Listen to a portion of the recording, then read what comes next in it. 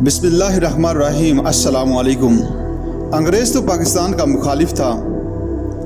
सामीन, कायद-ए-आज़म के private secretary जनाब के.एच. खुर्शीद साहब की किताब से याददाश्तों का सिलसिला जारी है। वो कहते हैं, जहाँ तक मुस्लिम लीग की तंजीम नौ का ताल्लुक था तो इस बारे में क़याम पाकिस्तान से पहले लोग ये ख्याल करते थे कि तंजीम ऐसी नहीं जैसी कि होनी चाहिए।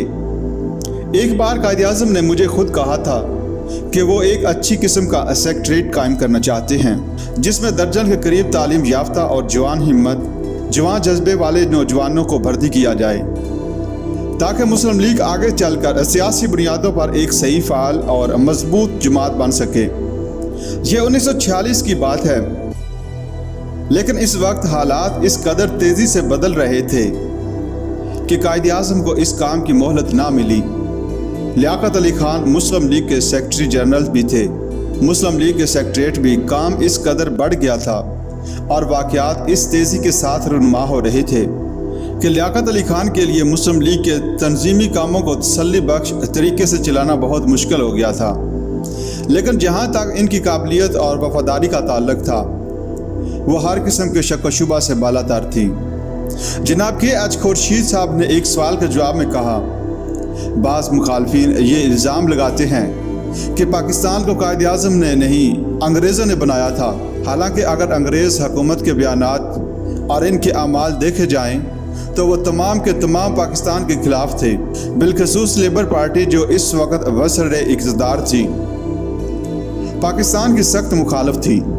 इसके अलावा लॉर्ड वीवल, चर्चिल और इटली वगैरह ये तमाम अंग्रेज़ हिंदुस्तान को मुत्तहिद रखना चाहते थे। इन्हें अपनी एडमिनिस्ट्रेशन पर बहुत घमंड था। इनका नुक्ता नज़र ये था कि हमने एक शानदार सिविल सर्विसेज कायम की है, उम्दा किस्म का डिफेंस सिस्टम बनाया है और अगर इतनी बड़ी फोर्स को तोड़ दिया गया तो नुकसान होगा।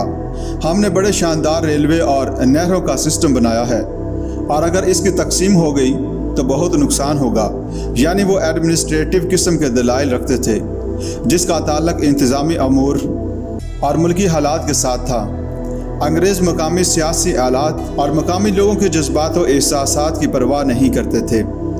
इस वक्त अंग्रेज़ों ने एक थ्योरी भी पेश की थी, यानी डिफेंस इन डेप्थ, जिसका मतलब ये था कि अगर पाकिस्तान बन गया तो वो दफाई तौर पर मुस्तहकम नहीं रह सकेगा क्योंकि इसमें कोई गहराई और वसअत नहीं है।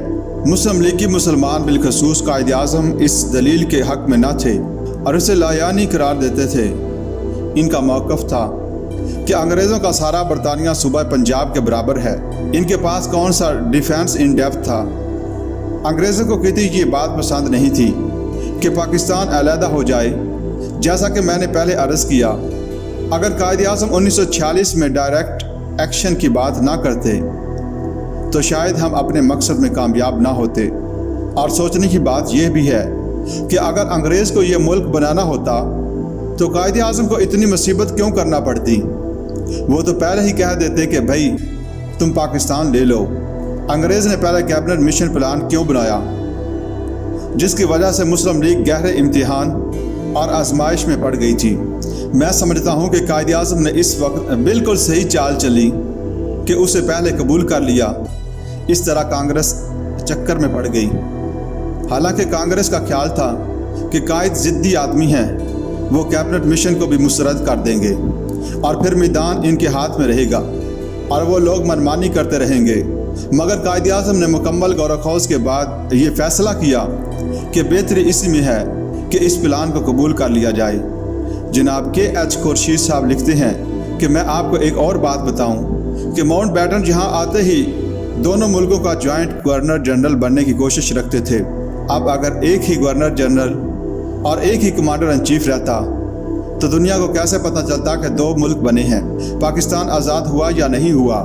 इसलिए ये ज़रूरी था कि पाकिस्तान का गवर्नर जनरल अलहदा होता कि दुनिया को यकीन आ जाए कि वाकई बरसगीर के दो हिस्से हो गए हैं और इनकी अलहदा अलहदा हुकूमतें कायम हो गई हैं।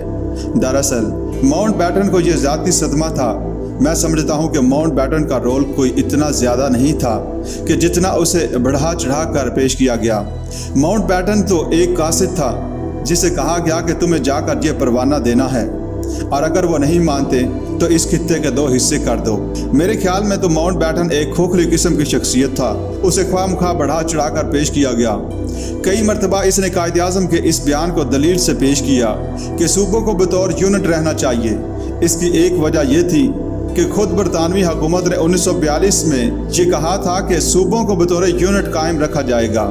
اس لیے قائد اعظم نے بھی کہا تھا کہ جب تقسیم کرنی ہے تو پھر صوبے ہی کو یونٹ رکھو۔ سوال یہ تھا کہ اگر تقسیم ہوتی ہے تو پھر یونٹ کون سا ہو، وہ صوبہ ہو، ضلع ہو یا ڈویژن ہو۔ مگر ماؤنٹ بیٹن نے صرف پاکستان کی ضد میں آ کر اور پنجاب اور بنگال کی حد تک مسلمانوں کو نقصان پہنچانے کے لیے دونوں صوبوں کو نہ صرف تحصیل حتیٰ کہ پٹوار تک کو تقسیم کر دیا۔